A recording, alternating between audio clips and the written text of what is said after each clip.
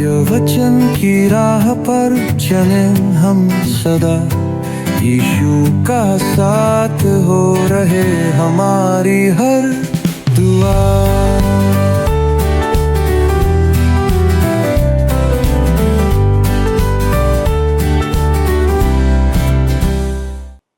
प्रिय दर्शकों, आप सभी को जय मसीह की। दोस्तों, सत्य वचन बाइबल अध्ययन में आपका स्वागत है। मेरा आपसे निवेदन है कि आप इस प्रसारण में हमारे साथ बने रहिए, क्योंकि परमेश्वर के वचन की शिक्षा हमें सही मार्ग पर चलने की समझ और बुद्धि प्रदान करती है। आज हम सपन्याह नबी की पुस्तक के पहले अध्याय के 8वें पद से अपना अध्ययन आरंभ करने जा रहे हैं। हमने पिछले प्रसारण में देखा था कि सपन्याह स्पष्ट कहता है कि इज़राइल ने सच्चे परमेश्वर को ठुकराकर बाल, मोलेक और सृजित वस्तुओं की उपासना आरंभ कर दी थी। अब हम देखते हैं कि उसके आगे परमेश्वर उनसे क्या कहता है। तो आइए मन की तैयारी के लिए एक गीत सुनते हैं और फिर वचन में आगे बढ़ते हैं। प्रिय दर्शक भाइयों और बहनों, आप सभी को प्रभु यीशु में प्रेम भरा नमस्कार। परमेश्वर के वचन का अध्ययन हमें आत्मिक संतुष्टि प्रदान करता है और जीवन में आगे बढ़ने में सहायता करता है। इसलिए आइए हम परमेश्वर के वचन में आगे बढ़ें, जो वर्ड रिसॉन्स टुडे के माध्यम से आपके लिए प्रस्तुत किया जाता है। पिछले अध्ययन में हमने सपन्याह के पहले अध्याय के पद 7 तक मनन किया था और देखा था कि परमेश्वर यहूदा और यरूशलेम को दंड देने जा रहा था। सपन्याह स्पष्ट कहता है कि इस्राएल ने सच्चे परमेश्वर को ठुकराकर बाल, मोलेक और सृजित वस्तुओं की उपासना आरंभ कर दी थी। परमेश्वर की उपासना का तो वे केवल स्वांग रच रहे थे। वहां धोखाधड़ी और उपद्रव था। गरीबों को लूटा जा रहा था। धनवान बहुत धनवान होते जा रहे थे और गरीब कंगाल। इस कारण परमेश्वर कहता है कि वह यहूदा को दंड देगा। वहां रोना और पीटना चारों ओर सुनाई देगा। परमेश्वर उस देश को ऐसा नष्ट करेगा कि सब कुछ उजड़ जाएगा। हमने पढ़ा था, लिखा है, मैं धरती के ऊपर से सबका अंत कर दूंगा। यहोवा की यही वाणी है। अब हम आते हैं पहले अध्याय के पद 8 पर, जहां लिखा है, यहोवा के यज्ञ के दिन मैं हाकिमों और राजकुमारों को और जितने परदेश के वस्त्र पहना करते हैं उनको भी दंड दूंगा। यहाँ विचार यह है कि हाकिम और शासक परमेश्वर से फिर गए हैं। आपको सिद्ध किया कि राज्यकाल का इतिहास देखना होगा। वह राजाओं के क्रम में अंतिम राजा था और उसके आंखों के सामने उसकी संतानें घात की गई, जैसा कि दूसरा राजा के 24 और 25 अध्याय में हमें पढ़ने को मिलता है। यह वास्तव में बहुत ही कठोर दंड था, पर उन्हें परमेश्वर की ओर से चेतावनी मिली थी। उन लोगों के लिए यह यहोवा के दिन के समान था। तब हम आगे बढ़ते हुए पद 9 पर आते हैं। कहता है, उस दिन मैं उन सबों को दंड दूंगा जो डेवढ़ी को लांघते और अपने स्वामी के घर को उपद्रव और छल से भर देते हैं। दोस्तों, हबक्कूक, सपन्याह, हग्गै और मलाकी की पुस्तक पर अपने लेख में डॉक्टर चार्ल्स फिनबर्ग लिखते हैं, जिसका उल्लेख यहाँ किया गया है वह उत्साह है जिसके साथ रईसों के कर्मचारी अपने घरों से शीघ्र निकलकर दूसरों की संपत्ति लूटने के लिए अपने मालिकों को समृद्ध बनाते हैं। ऐसे लोग थे जो गरीबों की जमीन और घरों पर कब्जा कर लेते थे। उस समय जो हो रहा था वह यह था कि मध्यम वर्ग गायब हो गया था और समाज में केवल अत्यधिक अमीर और अत्यधिक गरीब बचे हुए थे। यही बात आज अनेक देशों में भी निश्चित रूप से देखी जा सकती है। परमेश्वर इन लोगों से कहता है कि वह इसके लिए उनको दंड देने जा रहा है।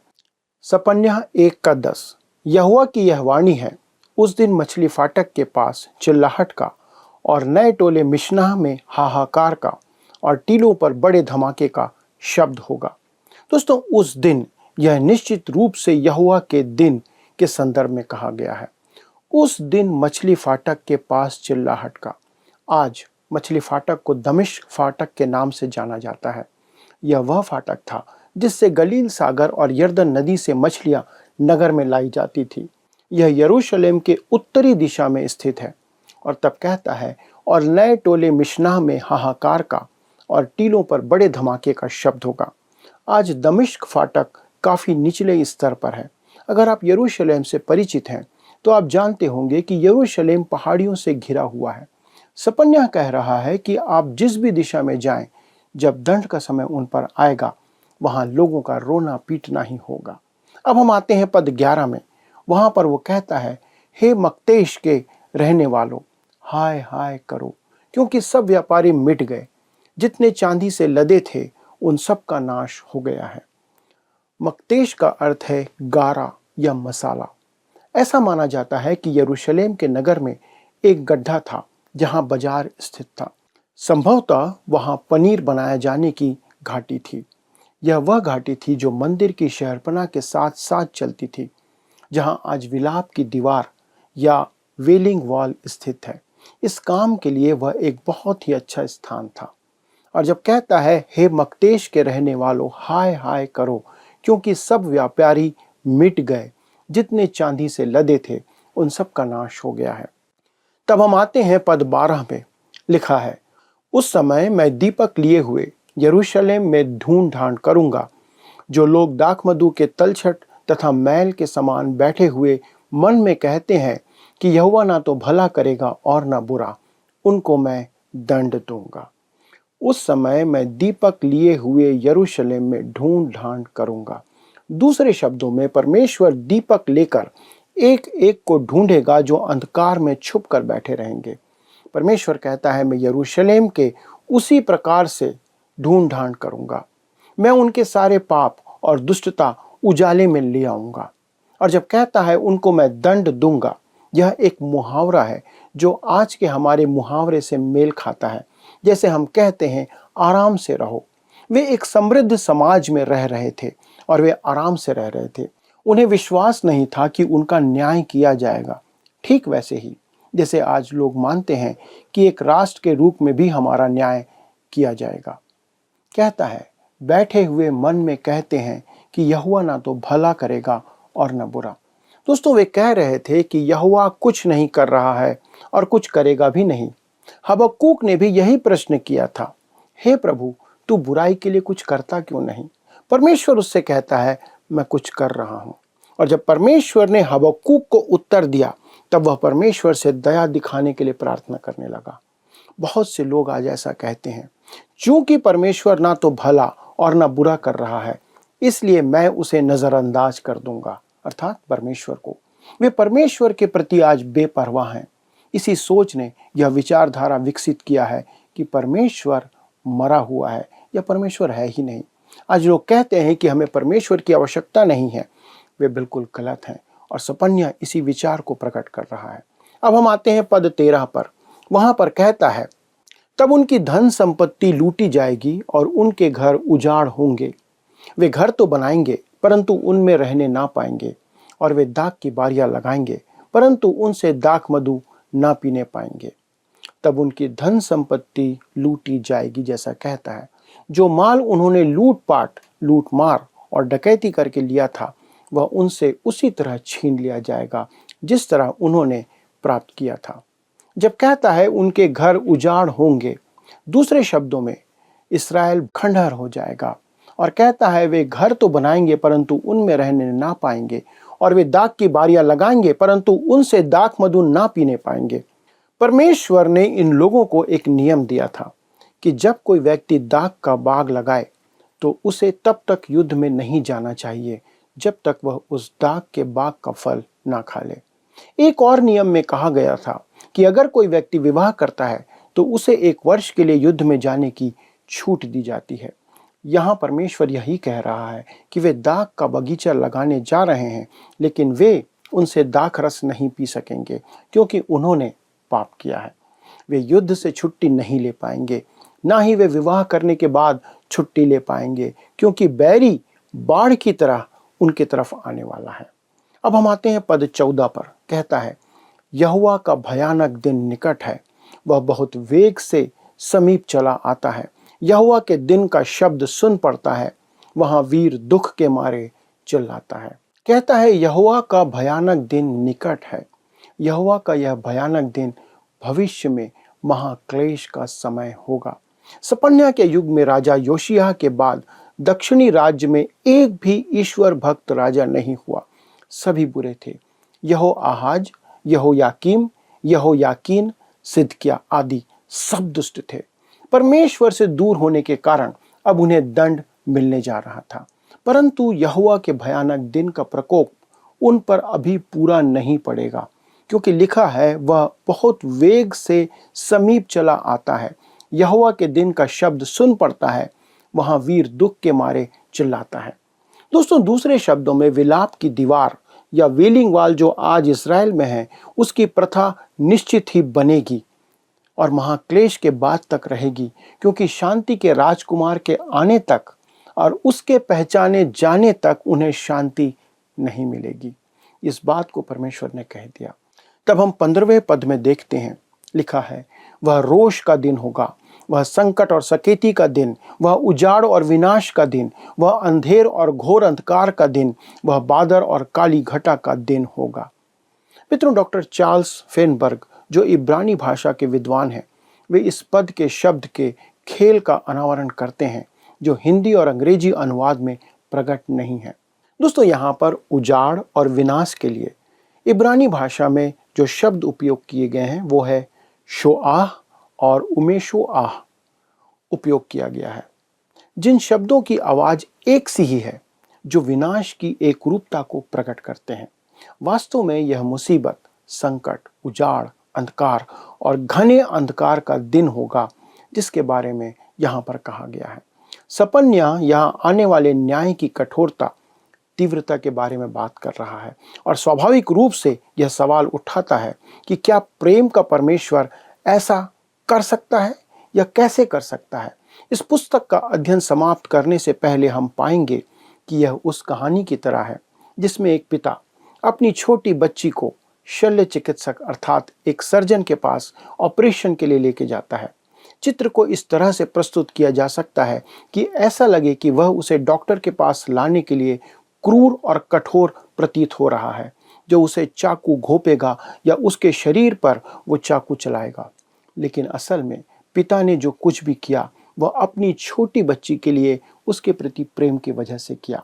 क्रोध का महान दिन भी परमेश्वर का न्याय प्रकट करता है, लेकिन इसमें परमेश्वर का प्रेम निहित है। चाहे कुछ भी हो, परमेश्वर प्रेम है। यह उस किसान की तरह है जिसके खलिहान पर मौसम का संकेत देने वाला यंत्र या सूचना लगी थी जिस पर लिखा था परमेश्वर प्रेम है। किसान ने इसे यह कहकर समझाया, चाहे हवा किसी भी दिशा में बहे, चाहे मौसम कैसा भी रहे, परमेश्वर प्रेम है और प्रेम ही रहेगा। और मित्रों, यह सच है। दंड देने में भी परमेश्वर प्रेम ही बना रहेगा। वह न्याय और दंड इसलिए देता है क्योंकि उसके लिए पाप का न्याय करना आवश्यक है। वह ऐसा इसलिए करता है क्योंकि उसे स्वयं के प्रति सच्चा और सभी प्राणियों के प्रति भला और न्यायी बना रहना है। यदि परमेश्वर अनंत काल तक पाप को अनुमति दे दे, पाप का न्याय ना करे, यदि हम अनंत काल तक बीमारी, अवसाद, दुख, परेशानी में बने रहें, तो हम यह नहीं कह सकते कि वह प्रेमी परमेश्वर है। पर अगर आप मुझसे कहते हैं कि परमेश्वर पाप का न्याय करने जा रहा है, कि वह एक शक्तिशाली न्याय के साथ आ रहा है, कि वह अपने ब्रह्मांड या पूरे सृष्टि के पाप को मिटाने जा रहा है, तो मैं कहूँगा हालेलुया। और मैं विश्वास करूँगा कि वह प्रेम का परमेश्वर है, तब भी जब वह ऐसा करेगा। आइए हम आगे बढ़ते हैं और सपन्या पहले अध्याय के 16वें पद को पढ़ते हैं। लिखा है, वह गढ़वाले नगरों और ऊंचे गुम्मटों के विरुद्ध नरसिंगा फूंकने और ललकारने का दिन होगा। दोस्तों, जब परमेश्वर ने इस्राएल जाति को तुरहियां दी जिन्हें उन्हें जंगल में यात्रा करते समय बजाना था, तो उन्हें इस्तेमाल करने के कई तरीके थे। 2 चांदी की तुरहियों के इस्तेमाल के अलग अलग तरीकों का उल्लेख यहाँ पर किया गया है। जैसा कि गिनती 10 अध्याय के 9 पद में परमेश्वर कहता है, और जब तुम अपने देश में किसी सताने वाले बैरी से लड़ने को निकलो, तब तुरहियों को सांस बांधकर फूंकना, तब तुम्हारे परमेश्वर यहोवा को तुम्हारा स्मरण आएगा और तुम अपने शत्रुओं से बचाए जाओगे। सपन्या यहाँ कहता है कि यह तुरही फूंकने का दिन है। वे खतरे की घंटी बजाने जा रहे हैं, लेकिन परमेश्वर उन्हें बचाने का इरादा नहीं रखता है। क्यों? क्योंकि वह उनका न्याय करना चाहता है। वह उन्हें दुश्मन के हवाले करना चाहता है, दुश्मन से छुड़ाना नहीं चाहता। यह किले बंद शहरों और ऊंची मीनारों के खिलाफ तुरही और खतरे का दिन होगा। दोस्तों, अब आइए पद 17 में हम देखते हैं, सपन्या कहता है, मैं मनुष्यों को संकट में डालूंगा और वे अंधों के समान चलेंगे, क्योंकि उन्होंने यहोवा के विरुद्ध पाप किया है। उनका लहू धूलि के समान और उनका मांस विष्ठा के समान फेंक दिया जाएगा। दोस्तों, यह बहुत ही कठोर न्याय के वचन है और मैं इस बात को यहाँ स्वीकार करता हूँ। लेकिन आप जानते हैं कि आजकल ऑपरेशन बहुत सामान्य बात है। जब डॉक्टर कोई ऑपरेशन करता है तब वह उस सड़े या खराब भाग को तब तक काटता है जब तक कि वह पूरी तरह से निकाल ना दिया जाए। पर मित्रों, वह ऐसा इसलिए करता है क्योंकि वह आपकी जान बचाना चाहता है और आपको उस पर भरोसा करना होता है, अपना जीवन उसके हाथों में देना होता है, आपको पूर्ण रूप से उस पर निर्भर करना होगा। क्या मैं आपसे कह सकता हूँ, परमेश्वर ऐसे ही न्याय करता है। वह बहुत ही कठिन कार्य करता है, पर वह ऐसा आपके शरीर के हित में करता है, आपके जीवन के हित में करता है, आपके अनंत जीवन के हित में करता है। अब हम आते हैं पद 18 पर, जो कि अध्याय का अंतिम पद है। लिखा है, यहोवा के रोष के दिन में ना तो चांदी से उनका बचाव होगा और ना सोने से, क्योंकि उसके जलन की आग से सारी पृथ्वी भस्म हो जाएगी। वह पृथ्वी के सारे रहने वालों को घबराकर उनका अंत कर डालेगा। आज अनेक देश अपने लिए मित्र बनाने में सैकड़ों अरबों रुपए खर्च कर देते हैं। लोगों को प्रभावित करने के लिए वो खर्च कर देते हैं, पर क्या हमें इससे मित्र प्राप्त होते हैं? नहीं, हमें केवल विरोधी और दुश्मन ही मिलते हैं। हमें प्रेम करने वाले मित्र नहीं मिलते। आप प्रेम को खरीद नहीं सकते मित्रों। आप सोने और चांदी से मित्र नहीं बना सकते। पर लोग सोचते हैं कि पैसे हमारी सारी समस्याओं का हल निकाल सकते हैं, धन सभी प्रश्नों का उत्तर है। ऐसा नहीं है। परमेश्वर कहता है, जब वह दंड देने लगे तब ना तो चांदी से उनका बचाव होगा और न सोने से। और आगे लिखा है, क्योंकि उसके जलन की आग से सारी पृथ्वी भस्म हो जाएगी। वह पृथ्वी के सारे रहने वालों को घबराकर उनका अंत कर डालेगा। मित्रों, परमेश्वर ने उन्हें उनके देश से निकाल दिया। क्यों? उसने ऐसा क्यों किया? उसने ऐसा इसलिए किया क्योंकि वह उनसे प्रेम करता था। यदि वह ऐसा नहीं करता तो उनकी सारी नस्ल और पीढ़ी सदा के लिए नाश हो जाती। आने वाली पीढ़ी के लिए परमेश्वर को ऐसा करना पड़ा। उनके पाप रूपी कैंसर को निकालना पड़ा जो पूरे राष्ट्र को नाश कर रहा था। मित्रों, यह है परमेश्वर का प्रेम और उसका तरीका। वह आपसे इतना प्रेम करता है और नहीं चाहता कि आप सदा के लिए नाश हों। इसलिए वह आपको कष्ट में लाता है कि आप सही मार्ग पर आ जाएं। दोस्तों, हमें परमेश्वर के प्रेम और प्रेम में उसके व्यवहार को समझना होगा, जो हमें उससे और अधिक प्रेम करने के लिए बाध्य करे। आइए दोस्तों, हम उस प्रेम के लिए परमेश्वर को धन्यवाद दें जो आपसे मुझसे करता है, लेकिन उसके कारण कई बार वो हमारा ऑपरेशन करता है, हमें तकलीफ में जाने देता है, हमारी समस्याओं में हमें वो बढ़ाने देता है, ताकि वो आपके और मेरे जीवन में काम कर सके। आइए प्रार्थना करें। स्वर्गीय पिता, इस अंश के लिए, इस अध्ययन के लिए हम धन्यवाद देते हैं, जो स्पष्ट रूप से प्रकट करता है कि आप हमसे इतना प्रेम करते हैं कि आप हमें कष्ट में जाने देते हैं, समस्याओं में जाने देते हैं, सिर्फ इसलिए कि हमारा मन बदल जाए, हम आपकी अच्छाई को देखें, हम आपकी सच्चाई को देखें, हम आपके वचन के अंदर जो शिक्षा है उसकी ओर फिर जाएं। प्रभु, आज संसार के बहुत से लोग, कलीसिया के बहुत से लोग आपसे विमुख हो गए हैं, आपसे दूर चले गए हैं। कारण यही है कि आप उनके जीवन में आज सर्जरी कर रहे हैं, आप उनके जीवन में कठिन समय ला रहे हैं। अनुग्रह करें पिता कि हम आपके उस प्रेम के दृष्टिकोण को देखने पाएं, समझने पाएं, क्योंकि आप जिससे प्रेम करते हैं उसकी ताड़ना करते हैं। प्रभु, अनुग्रह करना कि इस ताड़ना के समय में हम आपको पहचानें, आपकी नज़दीकी को पहचानें कि आप किस रीति से हमारे जीवन में कार्य कर रहे हैं। इस बात के प्रति हम सजग हो जाएं और अपने प्रेम में आपके सन्मुख बढ़ते चले जाएं, आपके निकटता में आएं। हमारे सभी दर्शकों के लिए प्रार्थना है प्रभु, जो ऐसी परिस्थितियों से गुजर रहे हैं, प्रभु उन्हें आत्मिक रूप से सुदृढ़ करें, संभालें, ताकि वे आप में बढ़ते चले जाएं। विनती को सुनने के लिए धन्यवाद देते हुए इसे प्रभु यीशु क्रिस्ट के नाम से मांगते हैं, आमीन। प्रभु आप सबों को बहुत आयत से आशीष दे। धन्यवाद। आइए अब हम प्रश्नों को देखें। पिछले प्रश्न का उत्तर है सी, परमेश्वर के दंड का समय। यहोवा के दिन से तात्पर्य है संसार पर परमेश्वर के दंड का समय। आज के अध्ययन पर आधारित प्रश्न है, यरूशलेम की शहरपनाह में मछली फाटक को आज किस नाम से जाना जाता है? ए जल फाटक, बी दमिश्क फाटक, सी जलचर फाटक, डी वचन फाटक। मित्रों, इस प्रश्न का उत्तर हमें कल सुबह 6 बजे से पहले विकल्प ए, बी, सी या डी के साथ अपना नाम, पता, स्थान के साथ 9651433397 पर SMS या WhatsApp करें। मित्रों, हमने देखा कि परमेश्वर कहता है कि उनके हाकिम और अगुवे अपना काम सही से नहीं कर रहे थे। वे अपने अधिकारों का दुरुपयोग कर रहे थे। इस कारण परमेश्वर उन्हें दंड देने जा रहा था। प्रियो, परमेश्वर ने हमें जो कार्य और जिम्मेदारी दी है वो चाहता है कि हम उसे ईमानदारी से करें। परमेश्वर का वचन हमें यही शिक्षा देता है और अपेक्षा भी यही करता है। आज के अध्ययन से आपने क्या सीखा, क्या हमें बताना चाहेंगे? तो कृपया फोन उठाइए और हमें बताइए।